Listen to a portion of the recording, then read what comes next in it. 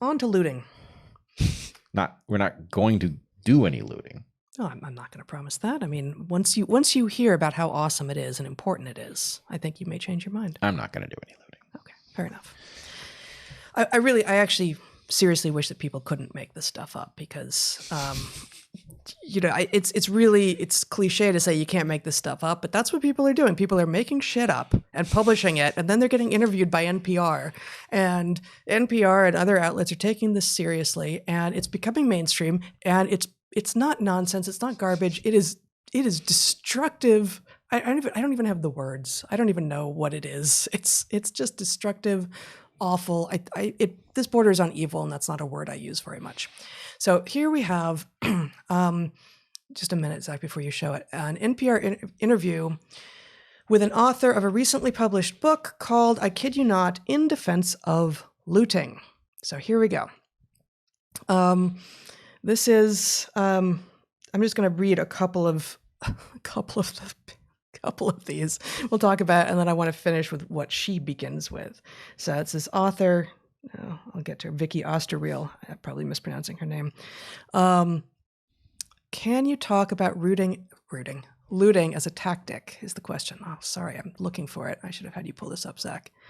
Here we go. Can you talk about rioting as a tactic? What are the reasons people deploy it as a strategy? So she's not just advocating looting, she's advocating for rioting as well. She says, it does a number of important things, rioting does. It gets people what they need for free immediately, which means that they are capable of living and reproducing their lives without having to rely on jobs or a wage, which during COVID times is widely unreliable, or, particularly in these communities, is often not available, or it comes at great risk. That's looting's most basic tactical power as a political mode of action. It also attacks the very way in which food and things are distributed. It attacks the idea of property, and it attacks the idea that in order for someone to have a roof over their head or have a meal ticket, they have to work for a boss in order to buy things that people just like them somewhere else in the world had to make under the same conditions. It points to the way in which that's unjust. And for the reason that the world is organized that way, obviously, is for the profit of the people who own the stores and the factories. So you get to the heart of that property relation and demonstrate that without police and without state oppression, we can have things for free. Are we being punked? I did it. I did it without laughing until you did, to the but end. Now you are laughing. Oh my God. Yeah.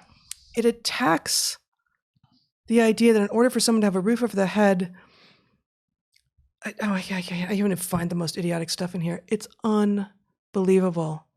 We can just have things for free if we get rid of the police and state oppression. Because how dare you want to buy something that was made by someone somewhere else? I just want it for free. Wait, how does that thing come to... Right. What process produces so that incoherent. thing and why? It is so incoherent in every regard. You had some things to say. I mean, I have some more idiocy. There's no end of things to say. Yeah.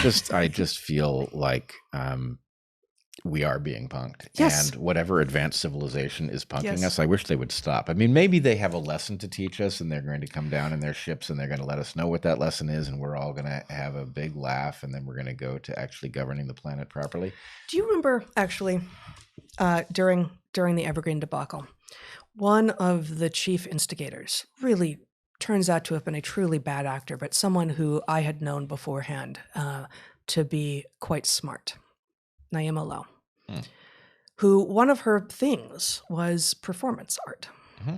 And I said to you at some point early on, I said, is it at all possible that Naima is going to show up on some stage and take a bow and say, I have now shown you what is possible. I have shown you how I can get a whole bunch of people to witlessly follow an insane movement.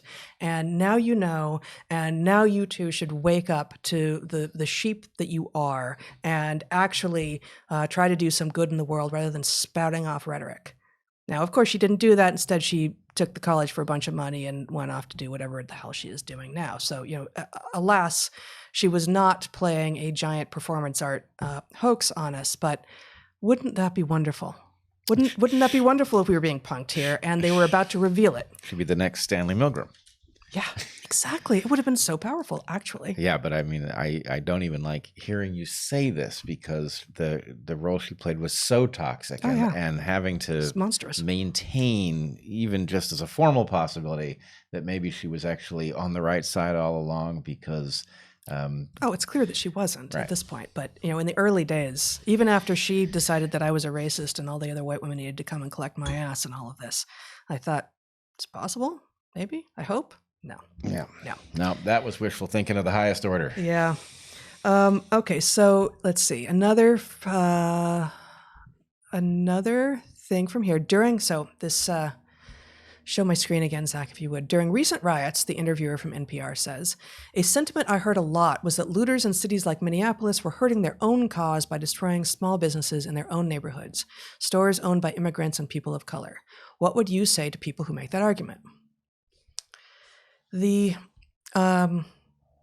answer is, in part, it's long, so I'm just going to read part of it. Looters and rioters don't attack private homes. They don't attack community centers. In Minneapolis, there was a small independent bookstore that was untouched. All the blocks around it were basically looted or even leveled, burned down, and that store just remained untouched through weeks of rioting. To say you're attacking your own community is to say to rioters, you don't know what you're doing. But I disagree. I think people know. They might have worked in those shops. They might have shopped and been followed around by security guards or by the owner. And it goes on and on and on. So verificationist and actually giving agency to the people that many of us would like to say, gosh, I hope when you grow up in a few years, you see what damage, what harm you caused. And she's saying, no, they know, and they're doing the right thing. She's giving them ammunition. Oh, well, no. First of all, this has no or very little implication for the people actually engaged in this behavior, because the people actually engaged in this behavior are motivated by things other than analysis. This is true. Right? I mean, looting in particular is the system that normally keeps you from walking out of the store with the TV is not functioning, so you walk out of the store with the TV. That's what motivates the looting. But a lot of people listen to NPR. Well, that's the thing, is it's not the people, this is not targeted at looters and rioters. This is targeted at people looking for an excuse, people who have found themselves confronted with, this isn't a movement about making the lives of Black people better. Look at the looting and rioting, right? Look at all those white kids attacking the federal building in downtown Portland. What do you say to somebody who says that? And the answer is, well, you don't say anything because, frankly, it doesn't add up as part of a movement that's trying to make the lives of Black people better. It adds up as something else. In Portland, it's anarchism is what it adds up to. Yep. So you just need to hand them an argument. And the fact is, it doesn't have to be a true argument. It doesn't have to be a credible argument. It just has to be something that allows NPR listeners to wave a book at people and say, you know what? You're wrong about looting, right? And the fact is, like most books, it's not going to get read. And so the idea that somebody has come up with an argument and you haven't read it, therefore, until you do, looting is back on the menu of honorable things, okay, I get it. So we need a name for this category. So if this book, whatever it's called, In Defense of Looting, is in this category that you just described of to be used by ammunition to shut down the people who have an argument against you, Robin DiAngelo's White Fragility is certainly in that category, as is Ibram Kendi's How to Be an Anti-Racist.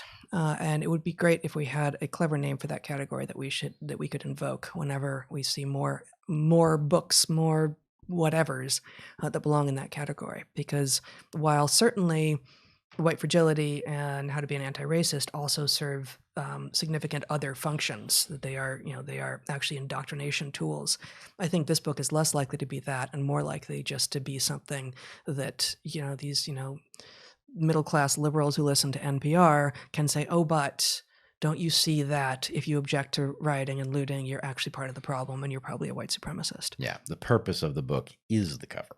Yeah. Right? The argument is the cover, the sum total of it. Yeah.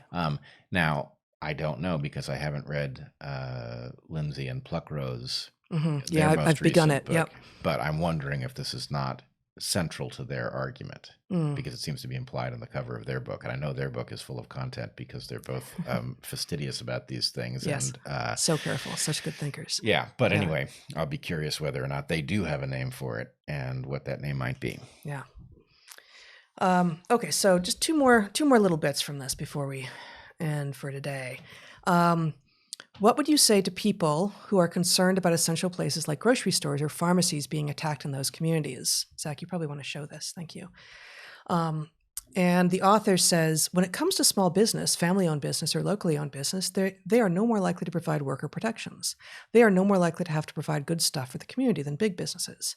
It's actually a Republican myth that has, over the last 20 years, really crawled into even leftist discourse, that the small business owner must be respected, that the small business owner creates jobs and is part of the community. That's actually a right-wing myth. Now, wait a second. Didn't the argument above suggest you don't have to worry about the small business owners because they're going to be left alone? Yes. And then here the answer is, they don't need to be left alone. I guess you win either way. You win either way. That's the thing with these arguments and the people who make them, is that they make sure to cover all their bases completely by doing end runs around their own arguments and hoping that you aren't paying attention even from one paragraph to the next. Yeah. Yes. Yeah. It's amazing. I must say, when I went down into downtown Portland after the rioting broke out here, one of the first places I encountered was an artists cooperative that had its window busted in and people had gone inside and didn't look to me. I mean, the reason I was struck by it was that it looked completely indiscriminate that you would attack an artist cooperative in Portland at the same time you're attacking the Apple store. Yeah. No, there's no rhyme nor reason, and they will keep on telling us that we aren't looking hard enough for the rhyme or the reason, but no, we are, and it's just not there. So one more place to end on. The very first question in this interview is, for people who haven't read your book, how do you define looting?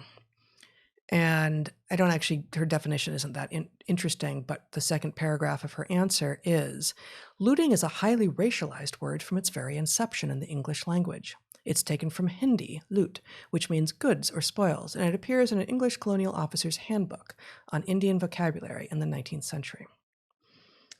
Okay, so, Zach, may I have my screen back? Thank you. What does that even mean? The claim, as far as I understand it, is that English having a word from another language means that word is racialized. That's the claim. That's the claim. Even when the word is actually still being used in its original meaning, which I looked it up, right. Of course. It is like loot. So I went ahead and did some additional work for Vicky, the author of this book, and the author of this truly remarkable thought that loot is a racialized word in the English language because it is in fact borrowed from the Hindi word loot, meaning basically the same thing. Meaning loot, yes. So I did some work for her, free of charge. I found a bunch of other highly racialized words in English, all from Hindi or Urdu, closely related English languages in India, that provided English so many important words. I mean, racist tropes. This took me a long time, though. I want actually full props for my ability to Google this phrase, list of Hindi or Urdu words in English, and for clicking on the Wikipedia article that popped up at the top of the list. So here we go. Here are some other words that must be highly racialized given her analysis of why loot is highly racialized. Avatar, bandana, bungalow, cheetah, cot, juggernaut, jungle, pundit, pajamas, shampoo, typhoon, and veranda.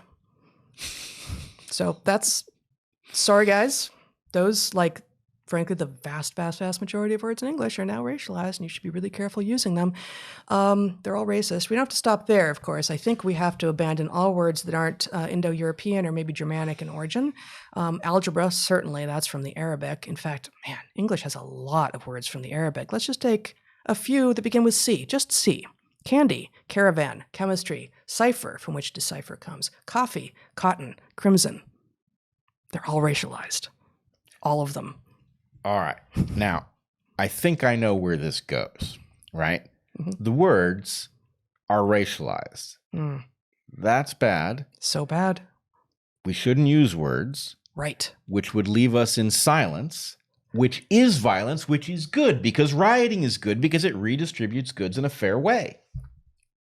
Did I get it? Yes. If she floats, she's a witch.